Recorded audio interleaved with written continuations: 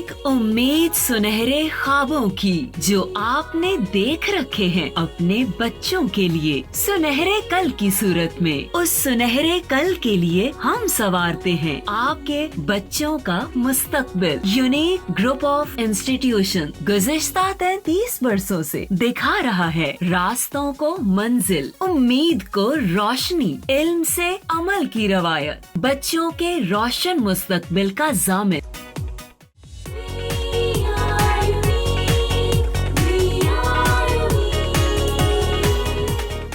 बिस्मिल्लाहिर्रहमानिर्रहीम।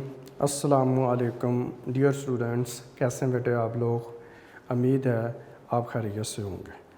जी बेटा, आपका मैथमेटिक्स टीचर गुलजार अहमद लेक्चर नंबर 50 के साथ हाजिर है। जी बेटा, इससे पहले लेक्चर नंबर 49 में हमने स्टार्ट की थी एक्सरसाइज 3.7 वर्ड्स प्रॉब्लम थे, और उसमें बेटा फर्स्ट 5 क्वेश्चंस हमने कंप्लीट कर लिए थे। आज हम क्वेश्चन नंबर 6 से इसको बेटा कंटिन्यू करेंगे। ठीक है जी बेटा? ओके जी बेटे, क्वेश्चन नंबर है 6 एक्सरसाइज 3.7 में। Labour cost C varies jointly as the number of workers N and average number of days D. If the cost of 800 workers for 13 days is 2,86,000, then find the labor cost of 600 workers for 18 days. जी बेटा, question को ज़रा गौर से पढ़िए। तो labour cost, जिसको C से denote किया है, वेरीज जॉइंटली। वेरीज जॉइंटली बेटा आपको मैंने बताया था कि डायरेक्टली की सेंस में ही आएगा। As the number of workers and average number of days.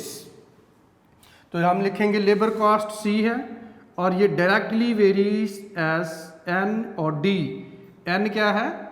Number of workers, D number of days. जाहिर है जब बेटा नंबर ऑफ वर्कर्स इंक्रीज करेंगे तो उनकी लेबर कॉस्ट भी इंक्रीज बेटा होगी। अगर नंबर ऑफ डेज इंक्रीज कर देंगे तब भी बेटा जो लेबर कॉस्ट है वो इंक्रीज होती है। तो बहरहाल ये दोनों डायरेक्टली प्रोपोर्शनल की सेंस में आएंगे। ठीक है बेटा? अब उसके बाद 1 2 3 ये 3 क्वांटिटीज़ का रिलेशन है, लेबर कॉस्ट का, नंबर ऑफ वर्कर्स का और उसके बाद नंबर ऑफ डेज का। अब तीनों की वैल्यू बेटा आपको बताई जाएगी। ठीक है? अब कहता है if the cost of 800 workers, तो वर्कर्स आप n कितने लिख लेंगे? 800। तो फॉर 13 डेज, तो डेज कितने होंगे? 13। उसकी कॉस्ट कितनी बेटा बताई है? 2,86,000। अब उसके बाद थर्ड पार्ट में आप आ जाएंगे। तो थर्ड पार्ट में आप देख सकते हैं कि बेटा हमें कॉस्ट पूछी हुई है। Then find the labour cost. Find the labour cost, C की वैल्यू फाइंड आउट करनी है आपने। आप 600 वर्कर कितने कर दिए? 600 फॉर 18 डेज, और डेज हमने कर दिए 18। तो इस तरह से बेटा स्टेटमेंट को आपने मैथमेटिकल फॉर्म में चेंज कर लेना है। आई होप आपको इसकी समझ आ गई होगी। अब आइए देखते हैं कि इसका फर्दर सोल्यूशन कैसे होगा। जी बेटे, अब आपने इसको फर्स्ट वाला जो बेटा आपने लिखना है, रिलेशन वहीं से शुरू करना है। C is equal to KND, और ये हमारे पास आ जाएगी इक्वेशन नंबर 1 आ जाएगी। जी बेटा, अब यहाँ से वैल्यू पुट कर देंगे। Put C is equal to 2,86,000 and N is equal to 800 and D is equal to 13 in equation 1। Equation 1 में बेटा पुट कर देंगे। ठीक है जी? तो ये बेटा आ जाएगा हमारे पास 2,86,000 is equal to K into, और N हमारे पास आ जाएगा 800 है, और D नंबर ऑफ डेज हमारे पास बेटा आ जाएगा 13 है। ठीक है जी? अब आपने ये करना है 2,86,000 is equal to K into, g बेटा 800 को आपने मल्टीप्लाई कर लेना है 13 के साथ। 800 मल्टीप्लाइड बाय 13, तो आंसर बेटा हमारे पास आ जाएगा 10400 आ जाएगा। ठीक है जी। जी बेटा आप इसको 10,400 है, इधर बेटा मल्टीप्लाई इधर ला के डिवाइड कर देंगे, 2,86,000 बेटा आ जाएगा, और ओवर में आ जाएगा 10,400 इज इक्वल टू के आ जाएगा। ठीक है जी बेटा। अब इसको 2020 के साथ काटोगे तो आप इसको बेटा जी लिख सकते हैं k इज इक्वल टू 2860 आ जाएगा एंड 104 आ जाएगा ओवर में। ठीक है जी। अब आपने इनको बेटा कैलकुलेटर से डिवाइड कर लेना है। आइए कैलकुलेटर से डिवाइड करते हैं।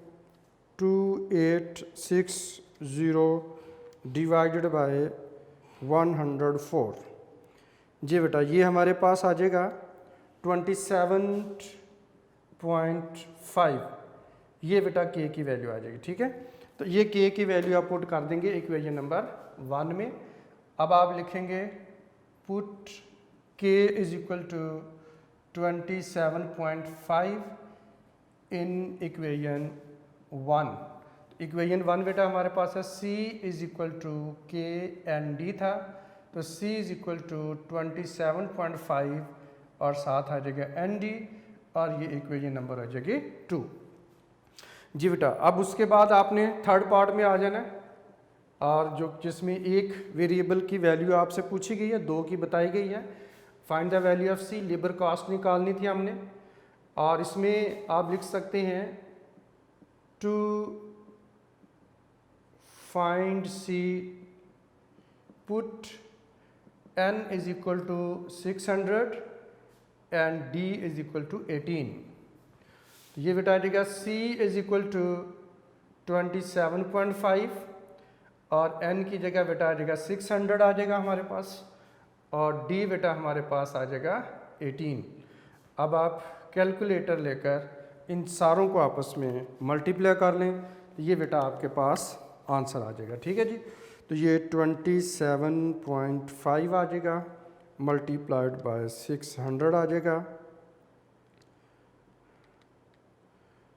मल्टीप्लाइड बाय 600 आ गया एंड मल्टीप्लाइड बाय 18 बेटा आ जाएगा। तो ये बेटा जी आ जाएगा 2,97,000। तो ये बेटा जी हमारे पास जो है ना वो कास्ट आ जाएगी। ठीक है जी। तो ये कास्ट जो है C is equal to R S है 2,97,000। ठीक है बेटा। तो ये हमारे पास है जी आंसर आ जाएगा। कोई मुश्किल नहीं है, बहुत सिंपल सा बेटा क्वेश्चन था। ठीक है। आई होप आपको इसकी समझ आ गई होगी। जी बेटा नेक्स्ट हमारे पास है question number 7। The supporting load C of a pillar varies as the fourth power of its diameter d and inversely as the square of its length. A pillar of diameter 6 inch and of height 30 feet will support a load of 63 tons. How high a 4-inch pillar must be to support a load of 28 tons? जी बेटे आपने question number 7 की statement को पढ़ लिया। अब आइए देखते हैं, इसको समझते हैं कि ये स्टेटमेंट हमें असल में क्या कह रही है। जी बेटे द सपोर्टिंग लोड C, तो सपोर्टिंग लोड जो है एक लोड है जिसको एक पिलर सपोर्ट करता है, उसको C से डिनोट किया है। ठीक है बेटा। Varies as the fourth power of its diameter, और उसके बाद क्या है, आप सपोर्टिंग लोड को C से डिनोट किया तो C आप बेटा लिख लेंगे डायरेक्टली वेरीज है फोर्थ पावर आ जाएगी डायमीटर की। ठीक है जी। And inversely as the square of its length, inversely mean over में आप लिखेंगे और इसके आप लेंथ का स्क्वायर लिख लेंगे। ठीक है जी बेटा। उसके बाद है आपको ये बात ज़हन में बेटा रखनी होगी कि ये फ़र्ज़ करें हमारे पास एक पिलर जो है वो शो किया गया है, ये इसके ऊपर लोड पड़ा हुआ है। अब इस पिलर ने इस लोड को सपोर्ट करना है, तो अब ये जो लोड है ये पिलर कितना सपोर्ट करेगा, ये नीचे बेटा इसका डायमीटर दिया गया, ठीक है। अब जितना इसका डायमीटर बड़ा होगा, डायमीटर ज़्यादा होगा, तो उतना ही ये पिलर लोड को ज़्यादा सपोर्ट कर सकता है, ठीक है। अब जितनी लेंथ ज़्यादा होगी, लेंथ को अगर आप ज़्यादा कर देंगे तो उस बेटा लोड को सपोर्ट करने की जो एबिलिटी होती है पिलर में वो कम हो जाती है, ठीक है। तो कम लोड जो है वो सपोर्ट करता है, अगर ज़्यादा लोड रखेंगे तो वो टूट सकता है। तो भारत इसका जो रिलेशन बताया गया है, वो जो लोड सपोर्ट करता है वो डायमीटर के बढ़ने से सपोर्ट, लोड को सपोर्ट करने की जो एबिलिटी जो है वो किसी भी पिलर की बेटे बढ़ जाती है, ठीक है। यानी कि जितना आप कह रहे हैं कि पिलर मोटा होगा तो उसकी थिकनेस ज़्यादा होगी, यानी डायमीटर ज़्यादा होगा, उतना वो ज़्यादा लोड को सपोर्ट कर सकता है। और उसको वो थिकनेस को बताने के लिए डायमीटर बेटा शो किया गया है, ये जिसका डायमीटर है ये यहाँ से, ठीक है जी। अच्छा जी, अब उसके बाद आप देखें कि कहता है inversely as the square of its length, तो लेंथ के इन्वर्सली है स्क्वायर, तो लेंथ का आप स्क्वायर ले लेंगे, ठीक है। अब ये आपके पास लोड, डायमीटर और उसकी लेंथ की तीन क्वांटिटीज बेटा आपको दी गई हैं जिनका रिलेशन है। अब तीनों की वैल्यू बताई गई है। अब पिलर ऑफ 6 इंच, 6 इंच इसका क्या है, डायमीटर है। तो आप देखें कि डायमीटर कितना हमने लिखा, इसका 6 इंच में लिखेंगे।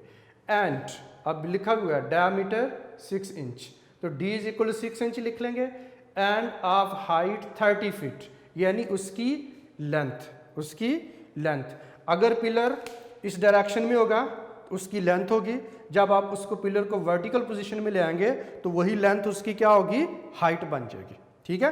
तो इसलिए यहाँ पे लेंथ और हाइट सेम बेटा सेंस में आ रहे, ठीक है। तो इसलिए लेंथ कितनी होगी, 30 फीट होगी।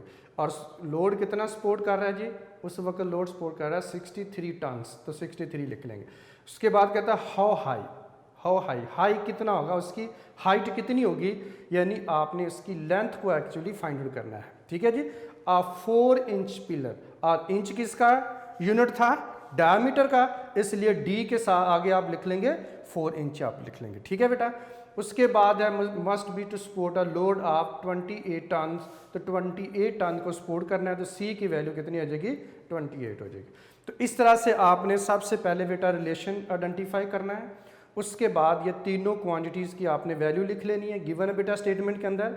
उसके बाद थर्ड पार्ट में आपने आ जाना है, लेंथ की वैल्यू या हाइट की वैल्यू हमसे पूछी हुई है। यहाँ पे बच्चों को कन्फ्यूजन होती है कि लेंथ बताया गया है, हाइट पूछा गया, ये कन्फ्यूजन बच्चों को हो जाती है।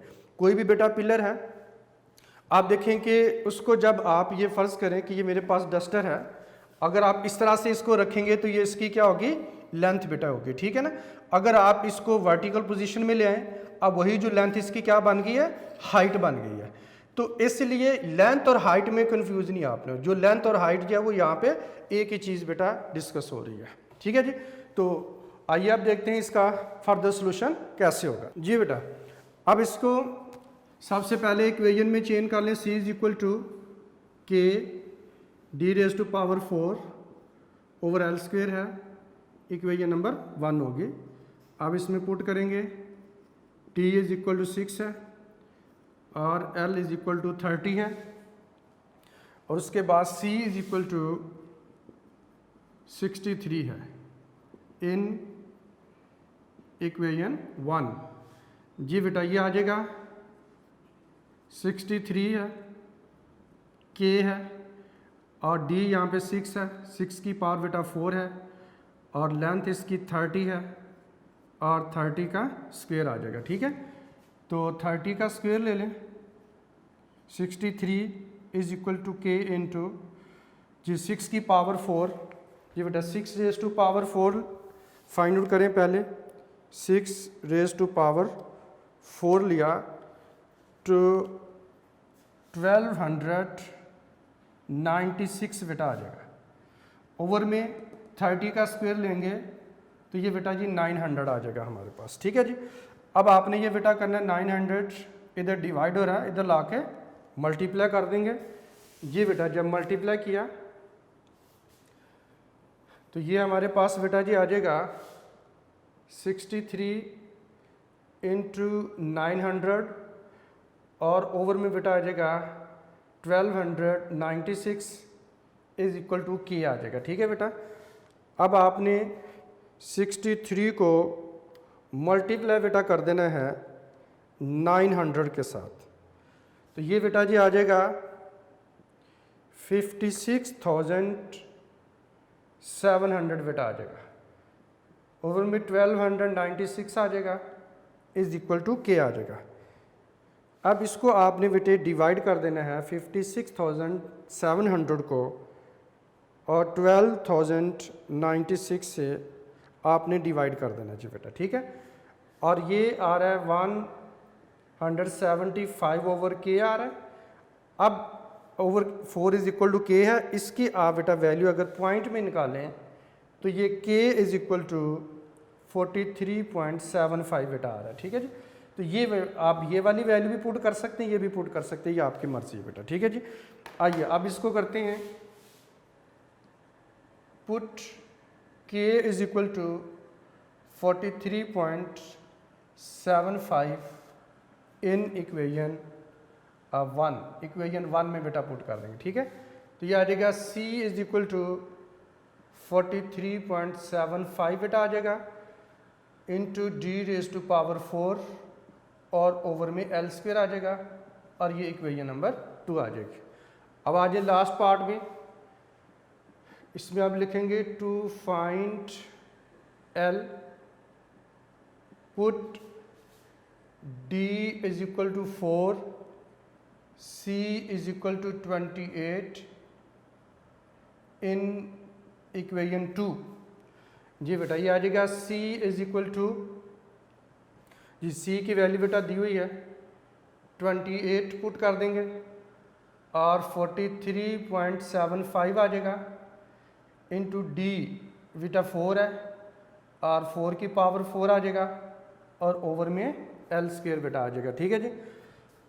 अब ये बेटा आ जाएगा हमारे पास एल स्क्वायर इधर डिवाइड हो रहा है और उधर जाके आप मल्टीप्लाई कर देंगे 28 इंटू एल स्क्वायर बेटा आ जाएगा एंड 43.75 इंटू और 4 रेज टू पावर 4 ले लेंगे जी बेटा, ठीक है जी। 4 रेज टू पावर 4 ले लें, कैलकुलेटर यूज़ कर लें, 4 रेज टू पावर 4 लेंगे तो 256 बेटा आ जाएगा, ठीक है जी। अब आप लिख लेंगे L square is equal to, इन दोनों को मल्टीप्लाई कर लें तो मल्टीप्लाई करेंगे बेटा 43.75 को आपने मल्टीप्लाई करना है 256 के साथ, तो ये बेटा आ जाएगा 11,200 आ जाएगा और 28 उधर मल्टीप्लाई रहता है, इधर लाकर डिवाइड कर देंगे जी बेटा। अब 28 से डिवाइड कर देंगे तो ये आ जाएगा L square is equal to 400 बेटा आ जाएगा, ठीक है। आप देखें कि हमें एल की वैल्यू चाहिए, स्क्वायर रूट ले लेंगे, टेकिंग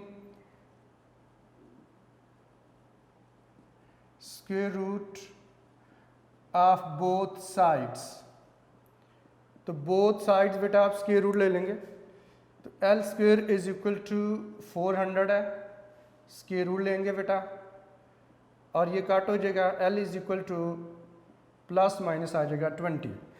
अब यहाँ पर आपने बेटा वही बात है, अगर तो ये ना मालूम होता, अननोन होता कि एल क्या है, तो फिर हम इसे प्लस माइनस बेटा 20 ही लिखते हैं। अब चूंकि एल यहाँ पे नॉन है, क्वेश्चन को जब हम पढ़ते हैं तो एल क्या बेटा हमारे पास आता है, उस पिलर की हाइट है, उस पिलर की लेंथ है।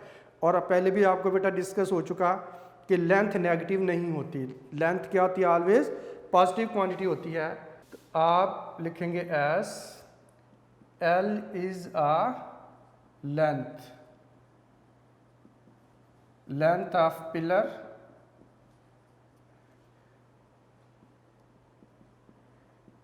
which is a positive quantity,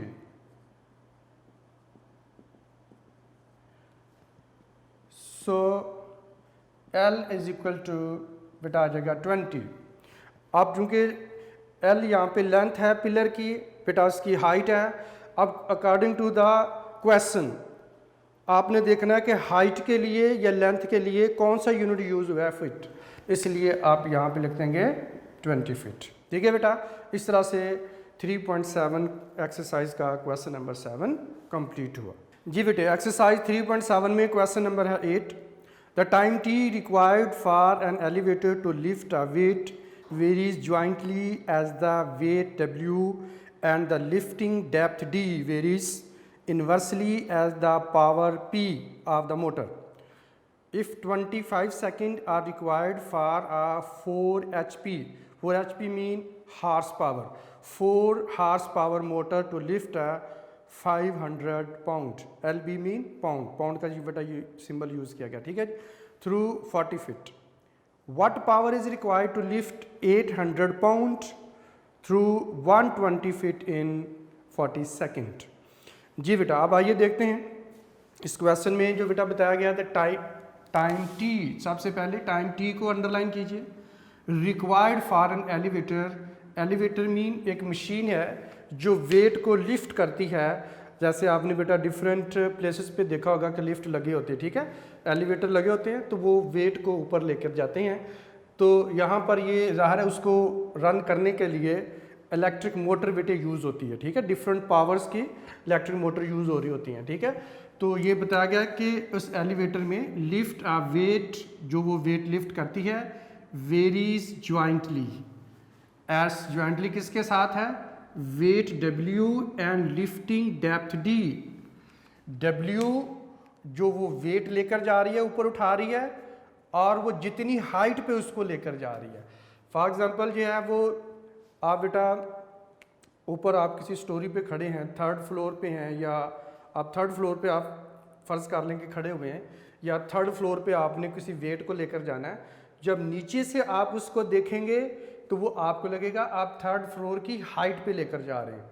लेकिन अगर जब आप खुद 3rd फ्लोर पे खड़े हुए होंगे तो आपको वो नीचे जो गहराई उसकी नज़र आएगी, वो उसकी क्या होगी, डेप्थ होगी। यहाँ पे हाइट और उसकी डेप्थ जो है वो सेम बेटा यहाँ पे मीनिंग में यूज़ हो रही है, ठीक है जी। और उसके बाद इसलिए लिखा कि टाइम टी जो है, टाइम टी जो है वो directly varies as weight W है, और उसकी बेटा लिफ्टिंग डेप्थ जो है वो D है। इससे ज्वाइंटली वेरीज का, ज्वाइंटली वेरीज का मतलब मैंने आपको बताया था कि यहाँ पे डायरेक्ट की सेंस में ही आएगा, ठीक है। And inversely, inversely as the power P, तो ओवर में हम क्या लिख लेंगे, पावर P लिख लेंगे बेटा, ठीक है जी। तो अब आप देख सकते हैं 1 2 3 4, ये 4 क्वांटिटीज का रिलेशन है। टाइम है, जिस वेट को लिफ्ट करना है वो है, जितनी हाइट पे इसको लेकर जाना है वो है, और जितनी बेटा पावर की मोटर, इलेक्ट्रिक मोटर यूज़ की गई है वो बेटा दिया गया है, ठीक है जी। अब इसके 4 क्वांटिटीज़ हैं, 4 क्वांटिटीज़ के अब आपको वैल्यू भी बताई जाएगी। अब कहता है इफ़ 25 सेकेंड, तो T की वैल्यू कितनी आप लिख लेंगे, 25 are required for a 4 HP motor, यानी उस मोटर की जो पावर कितनी होगी, 4 हॉर्स पावर होगी, ठीक है जी। टू लिफ्ट आ 500 पाउंड, यानी वेट कितना 500 आप लिख लेंगे, एंड थ्रू 40 फीट, यानी कितनी हाइट तक लेकर जाना है, 40 फीट तक, यानी D की वैल्यू जो है वो, या डेप्थ की वैल्यू जो है वो 40 फुट होगी, ठीक है बेटा। अब ये चारों की वैल्यू बता दी। उसके बाद अब आपसे पूछा क्या गया, what power is required, what power is required, यानी P की वैल्यू कितनी होगी ये हमने फाइंड आउट करनी है। तो किसके लिए, वेट उसको कितना लिफ्ट करवाना है जी आपने, 800 पाउंड, तो आप लिख लेंगे 800 पाउंड लिख लेंगे, ठीक है जी। थ्रू 120 फीट, तो वो उसकी डेप्थ कितनी हो जाएगी, 120 फीट हो जाएगी। टाइम कितने में लेकर जाना चाह रहे हैं, 40 सेकंड में, इसलिए टाइम कितना आ जाएगा, 40 सेकंड आ जाएगा, ठीक है बेटा। तो इस तरह से इस स्टेटमेंट को पढ़ के मैंने मैथमेटिकल फॉर्म बनाई, उसमें बेटा रिलेशन लिख लिया, फिर 4 क्वांटिटीज़ थी उनकी वैल्यूज़ को आइडेंटिफाई करके लिख लेना आपने। फिर उसके बाद 4 में से आपसे मोटर की पावर पूछी गई है, बाकी तीनों क्वांटिटीज़ की वैल्यू आपको अगेन बताई गई है, ठीक है बेटा। अब आइए देखते हैं जी इसका फर्दर सोल्यूशन जो है वो किस तरह से होगा। जी बेटे अब हम देखते हैं क्वेश्चन नंबर 8 का सोल्यूशन। आपके सामने रिलेशन बेटा मैंने बना लिए थे। अब आइए इसको फर्स्ट पार्ट से शुरू करते हैं।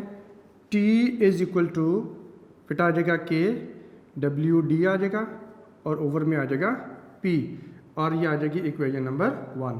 अब आप पार्ट नंबर 1 से बेटा वैल्यू पुट कर देंगे जी, पुट आ जाएगा T is equal to 25, W is equal to 500 and D is equal to 40 and P is equal to 4 in equation 1।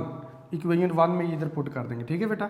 तो ये आ जाएगा 25 is equal to K into W की जगह हमारे पास कितना आ जाएगा 500 है, और D की जगह आ जाएगा 40 है, ओवर में P की जगह हमारे पास कितना आ जाएगा 4 आ जाएगा, ठीक है बेटा।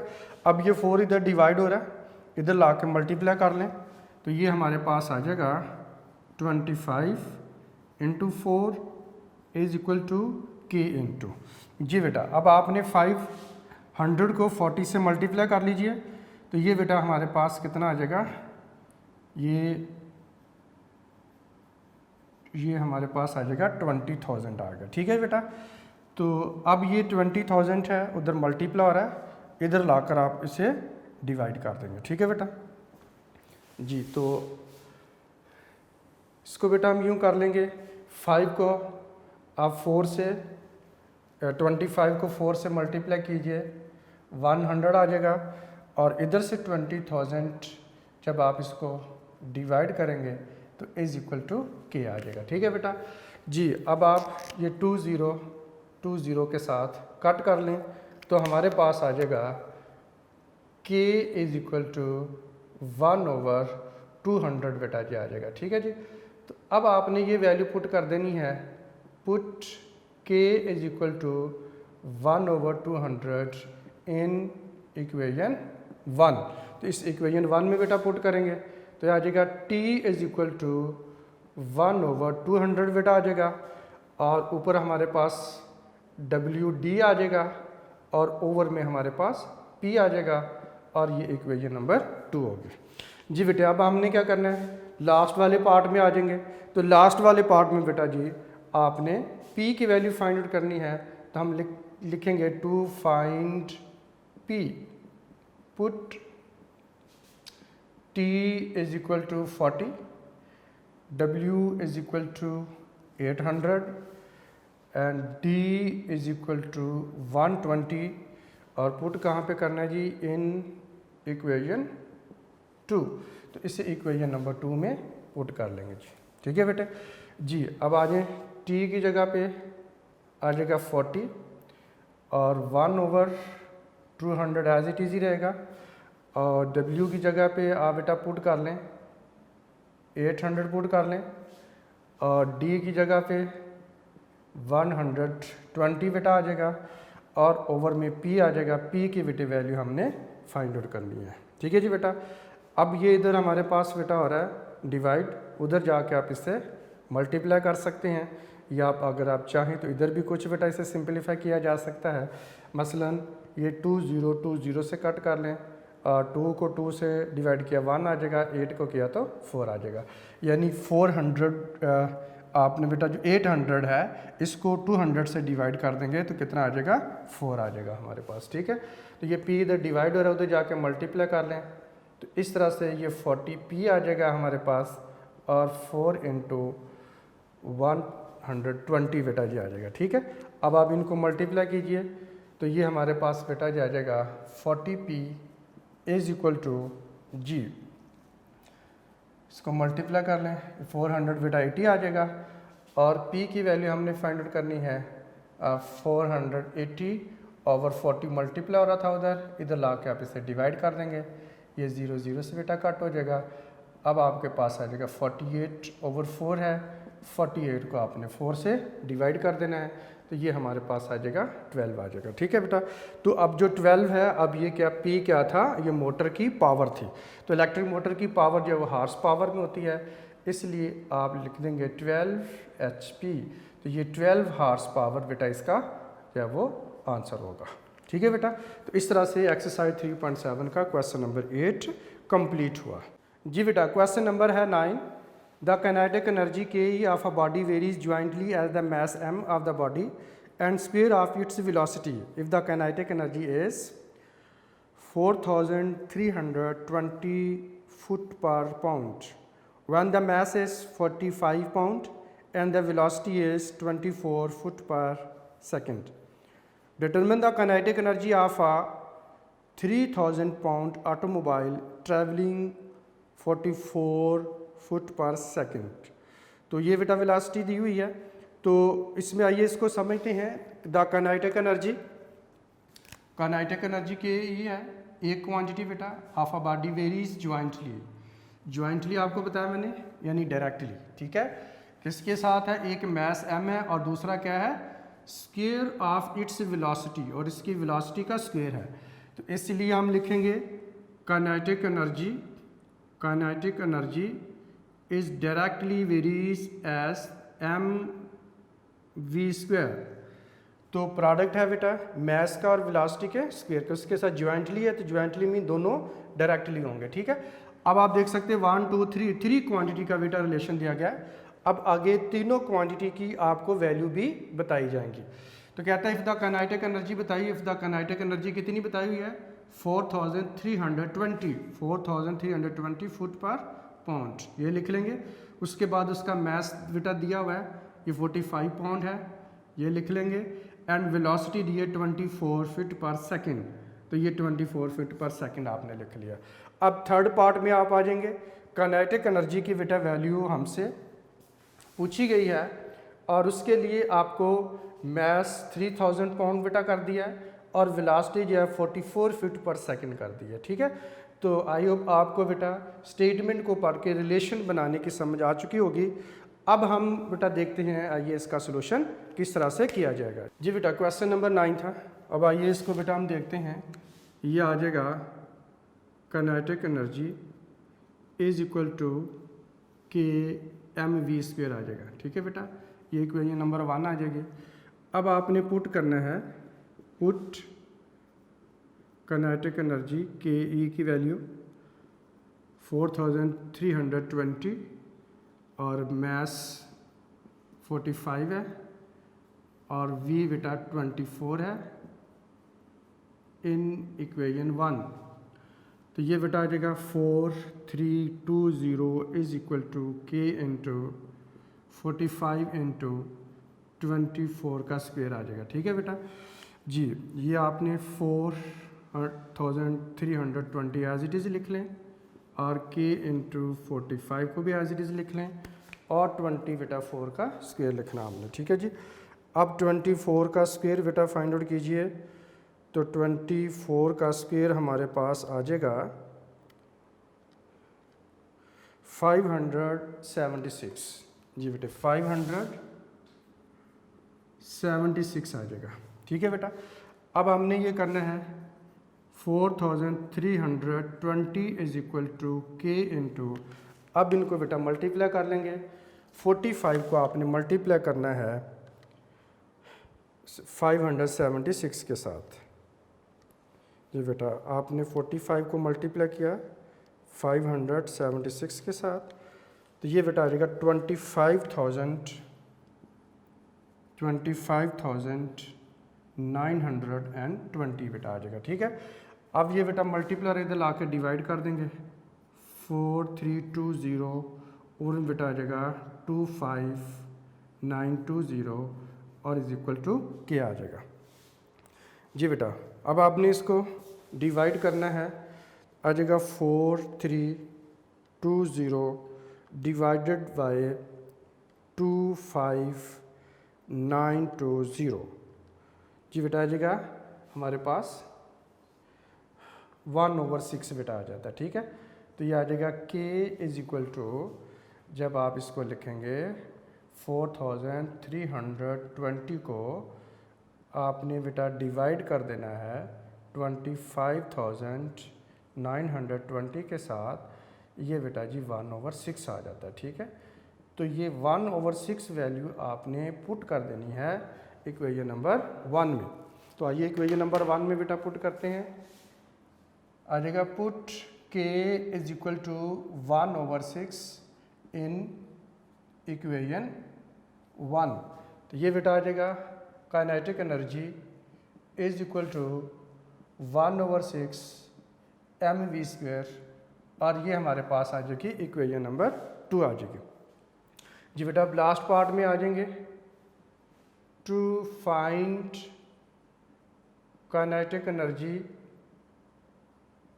put m is equal to 3000 and v is equal to 44 in equation 2। जी बेटा आ जाएगा kinetic energy is equal to 1/6 और ये हमारे पास आ जाएगा बेटा 3000 है और 44 का स्क्वायर बेटा आ जाएगा। ठीक है, अब इनको आप कैंसिल कर लें, यह 1/6 है और 3000 बेटा आ जाएगा, तो इनको आप बेटा आपने 44 का आपने स्क्वायर ले लेना है। 44 का स्क्वायर लेंगे तो ये बेटा हमारे पास आ जाएगा 1936 बेटा आ गया। ठीक है जी, अब आप इसको डिवाइड कर लें, 6 को 6 से डिवाइड किया तो ये हमारे पास बेटा आ जाता है 1, 30 को किया तो ये 5, ये 2 0 7 वैसे ही रहेंगे। ठीक है, 500 बेटा आ जाएगा। अब आ जाएगा 500 इंटू 1936 के साथ मल्टीप्लाई कर देंगे।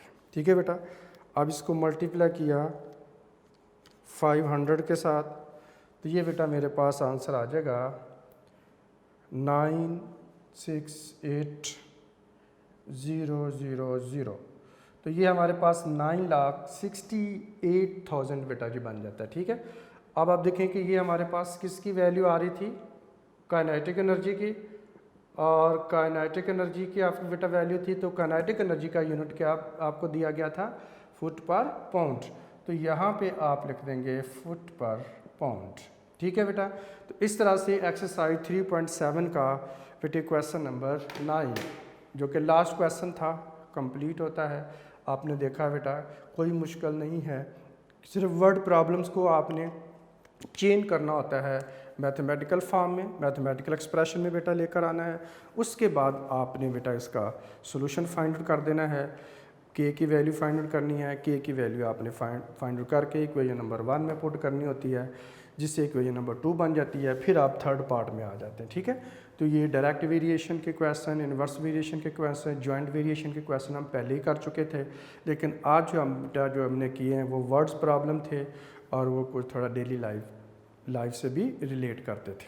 ठीक है बेटा, तो आई होप आपको बेटा समझ आ गई होगी, अच्छे तरीके से आपने बेटा इसकी प्रैक्टिस कर लेनी है ताकि आपको प्रॉब्लम ना हो। इसकी बेटा जो एग्जांपल्स हैं वो अब आपने ख़ुद करनी है, क्योंकि एग्जांपल्स का सलूशन ऑलरेडी आपकी बुक में दिया गया है। ठीक है बेटा, तो आप मुझे इजाज़त दीजिए, मिलते हैं फिर नेक्स्ट लेक्चर में। तब तक के लिए मुझे इजाज़त दीजिए, अपना बहुत ख्याल रखिएगा, टेक केयर, अल्लाह हाफिज़।